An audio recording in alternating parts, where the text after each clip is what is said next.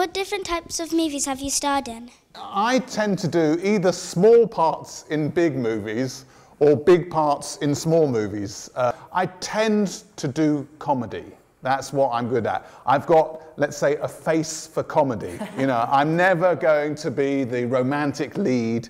I'm not going to be Robert Pattinson or whoever. Who do you know, Doctor Who, although Doctor Who's got an interesting face. So I've got a comedy face and I do comedy. So I tend to get comedy films, which I love. What is your most successful film? Something like Horrid Henry is quite a small film, although it was shot in 3D, which means that the cameras are much bigger, really big cameras. But Mission Impossible was a massive film. There was hundreds of people, and for me it was like Tom Cruise, who I don't know if you know yet, but in a few years' time you'll go, oh, Tom Cruise, because he's a very big star. You know, I can't pretend that Mission Impossible is just my film. Without me fainting in those 3 seconds, it would have been a disaster. But that's probably, I mean, that's probably the biggest film I've been in. Or A Knight's Tale, which is a film about knights and jousting, which I think you might like. That also did very well. What are the best and worst things about your job? Well, the worst things is sometimes you have no work as an actor. I have to be honest with you. Sometimes, that's why I also write, I also direct, because there's a lot of actors who aren't working, sitting around going all day. So that's bad. When you do have a job, the worst thing is that you have to get up early. I mean, what time do you all get up? 8? 11? So on an average day, we've got a 6:30 here, which is early.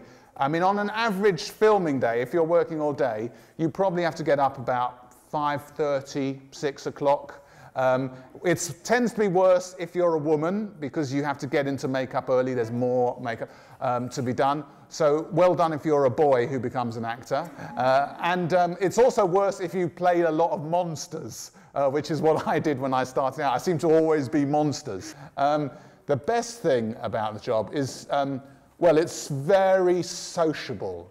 Actors are great fun. You have a lot of laughs. Do you get nervous? You do get nervous just beforehand.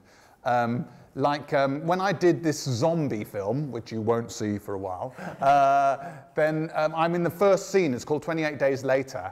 And I play this scientist that has been, as a baddie, and he's been injecting monkeys with rage, like anger.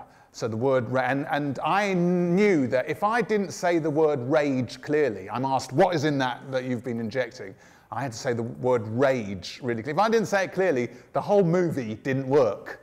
And so I sort of remember thinking, I've got to say this clearly. But once you get onto set, once the camera's rolling, all the nerves go, unless you're not feeling confident. Hopefully all the nerves go and then it's all fine. But you'll be nervous. It's a bit weird to not be nervous beforehand. What have you learned from being an actor?